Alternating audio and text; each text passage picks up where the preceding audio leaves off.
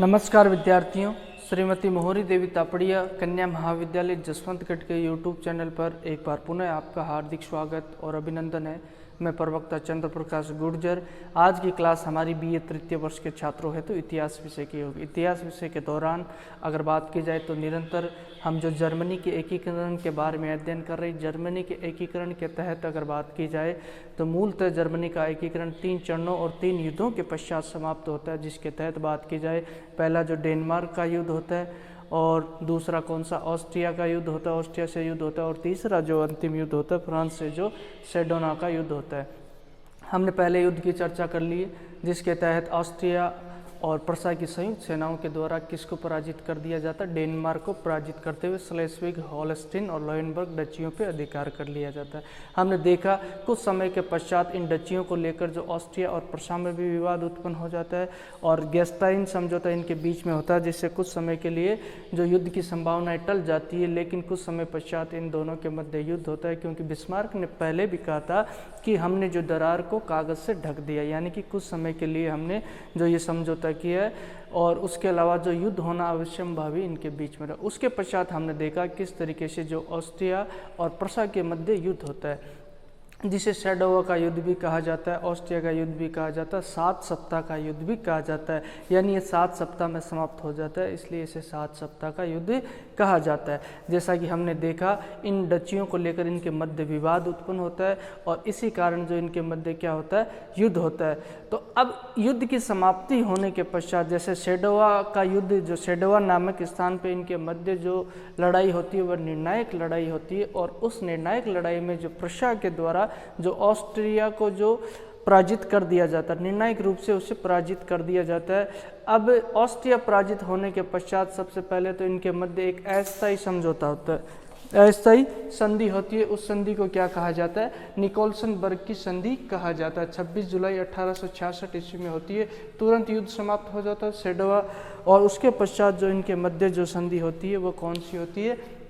निकोलसनबर्ग की संधि होती है। और ये किसके मध्य होती है?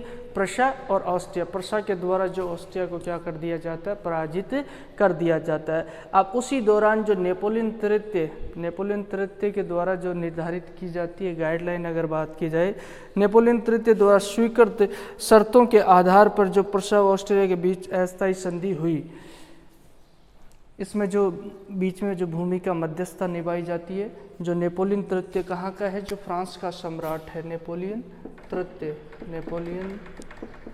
तृतीय, इसके द्वारा भूमिका निभाई जाती है। और इसके द्वारा इन दोनों के मध्य जो समझौता करवाया जाता है, तुरंत समझौता, अस्थायी शर्तों के आधार पे जो इसके द्वारा स्वीकृत शर्तें होती है, इसके आधार पे जो इनके मध्य क्या हो जाता है?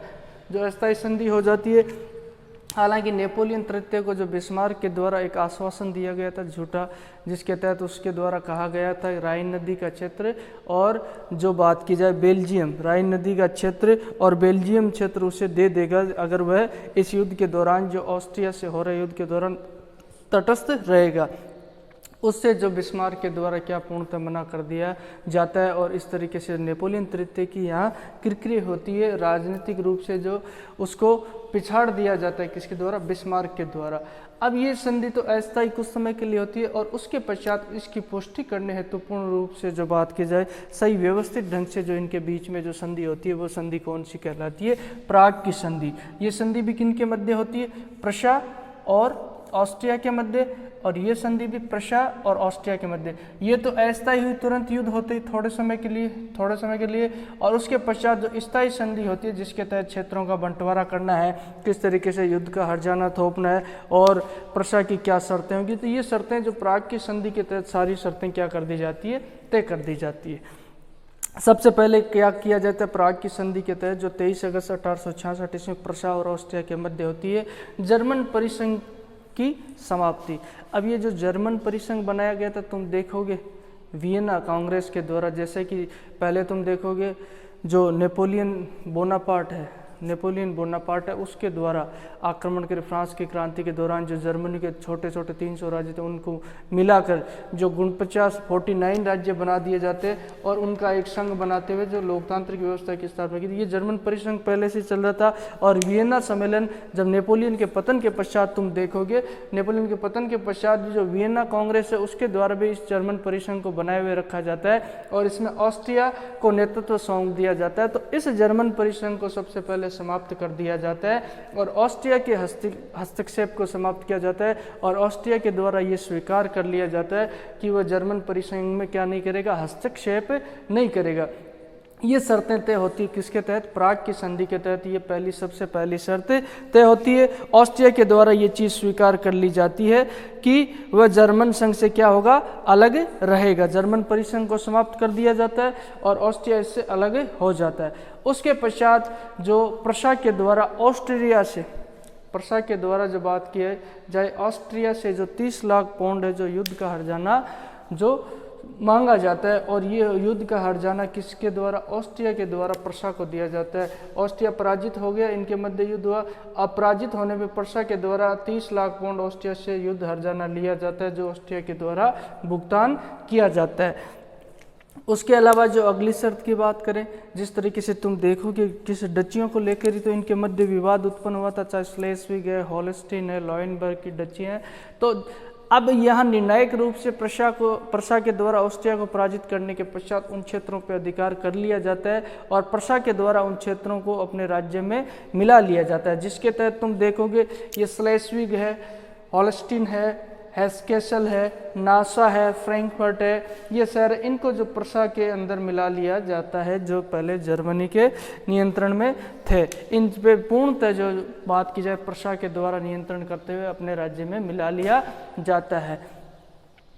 अब जो मेन नदी जर्मनी की तुम बात करोगे तो जर्मनी का एकीकरण बात की जाए, जर्मनी जो है ये इसमें तुम देखोगे उत्तरी जर्मनी और दक्षिणी जर्मनी दो भागों में विभाजित था। जो बात की जाए सबसे पहले जो उत्तरी जर्मनी के जो यहाँ एकीकरण की शुरुआत की जाती है प्रशा के द्वारा। पहले उत्तरी जर्मनी को एक किया जाता है, फिर दक्षिण जर्मनी, क्योंकि दक्षिण जर्मनी में तुम देखोगे कुछ राज्यों पर जो फ्रांस का अधिकार होता है, फ्रांस का हस्तक्षेप होता है, हालांकि जो पूर्णतः जर्मनी में जो ऑस्ट्रिया का हस्तक्षेप होता है। तो पहले उत्तरी जर्मनी के राज्यों का एक संघ बनाया जाता है।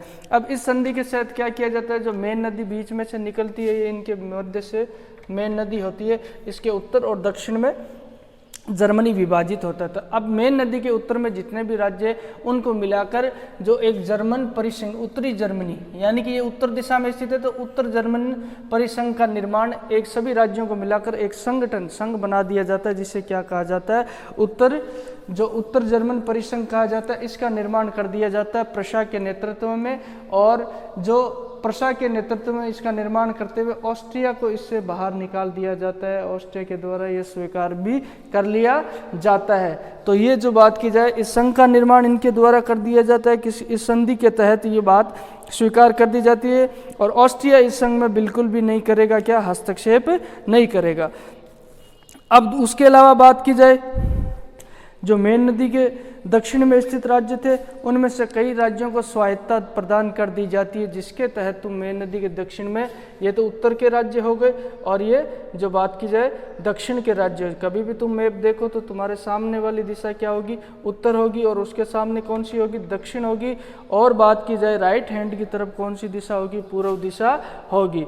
ठीक है, तो ये जिसके तहत क्या कर दिया जाता है। अब दक्षिण जर्मनी के कुछ राज्य हैं जिसमें अगर बात की जाए तो ये वुटमबर्ग है, बावेरिया है, बादेन है, इनकी स्वतंत्रता को मान्यता दे दी जाती है तथा इन्हें संघ बनाने की, आपस में एक संघ बनाने की अनुमति दे दी जाती है। यानी ये बात तय की जाती है ये स्वतंत्र रूप से जो यहाँ के शासक जो शासन करते रहेंगे, इनकी स्वतंत्रता को मान्यता देते हुए जो अलग संघ बनाने का अधिकार इनको दे दिया जाता है। और अगला जो इसके तहत अगली शर्त होती है, ये वेनेशिया जो इटली को दे दी। जैसा कि हमने देखा, इटली को जो बिस्मार्क के द्वारा अपनी तरफ मिलाते हुए ये वादा किया जाता है, अगर ऑस्ट्रिया से युद्ध होता है किसका, प्रशा का, और उस युद्ध में जो इटली इसका साथ देगा प्रशा का, तो प्रशा क्या करेगा, ऑस्ट्रिया से जो वेनेशिया का प्रदेश किसको दिला देगा, इटली को दिला देगा।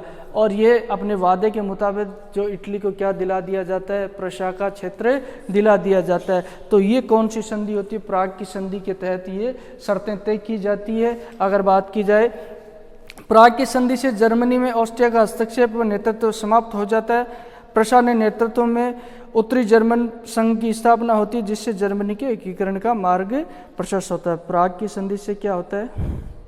जो जर्मन संघ में जो किसका ऑस्ट्रिया का हस्तक्षेप था पहले, वह हस्तक्षेप समाप्त हो जाता है। और उसके अलावा बात की जाए प्रशा के नेतृत्व में जो बात की जाए, जो जर्मनी के एकीकरण का मार्ग प्रशस्त हो जाता है, ये चरण पूर्ण होता है और आगे जाकर प्रशा के द्वारा जो जर्मनी का एकीकरण पूर्ण कर दिया जाता है। अब इस संधि के पश्चात ये बात मान ली जाती है कि यूरोप का सबसे शक्तिशाली देश कौन सा बन जाता है? प्रशा बन जाता है। और बात की जाए यूरोप का सबसे शक्तिशाली राजनीतिज्ञ के रूप में उभर कर सामने आता है, कौन आता है? बिस्मार्क सामने आ जाता है सबसे पहले। और उसके अलावा जो हम देखेंगे ऑस्ट्रिया की प्रतिष्ठा यहाँ गिर जाती है, धूमिल हो जाती है प्रशा से पराजित होने के पश्चात। और प्रशा का महत्व जो यूरोप में काफ़ी बढ़ जाता है। और उसी दौरान देखते हैं 1866 ईस्वी में प्रशा की डाइट में जो चुनाव होते हैं, उन चुनावों में जो बिस्मार्क के विरोधी है उनको बहुमत नहीं मिल पाता, उनको बहुत कम मत मिल पाते हैं, क्योंकि जो उस वक्त जो युद्ध का विरोध कर रहे थे, उसके अलावा जो युद्ध का समर्थन बिस्मार्क कर रहा था, उसको काफ़ी जो बहुमत मिलता है प्रशा की डाइट में जो चुनाव होते हैं। तो यहाँ हम देखेंगे बिस्मार्क की स्थिति क्या हो जाती है? मजबूत हो जाती है और उसके जो विरोधियों की स्थिति काफ़ी कमज़ोर हो जाती है।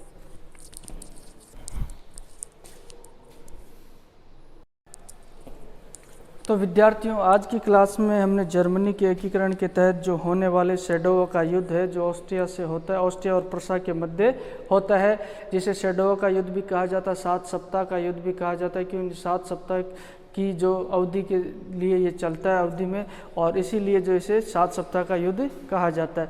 तो उसके पश्चात होने वाली संधि की हमने आज बात की, जिसके तहत ये युद्ध के तुरंत जो सेडोवा नामक स्थान पर जो प्रशा के द्वारा ऑस्ट्रिया को निर्णायक रूप से पराजित कर दिया जाता है, तब इनके मध्य पहले तो निकोलसनबर्ग की अस्थायी संधि होती है।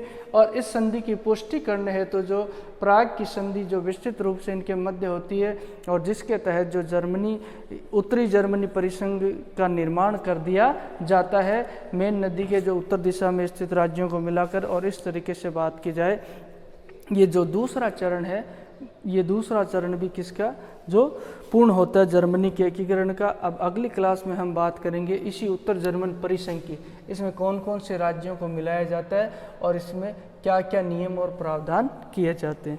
तो बोलिए, यहाँ तक आपको कोई चीज़ समझ में नहीं आई हो, किसी तरह की समस्या हो, शंका हो, तो आप निसंकोच पूछ सकते हो। आज की क्लास के लिए बस इतना ही, और सभी विद्यार्थियों का एक बार पुनः बहुत बहुत धन्यवाद।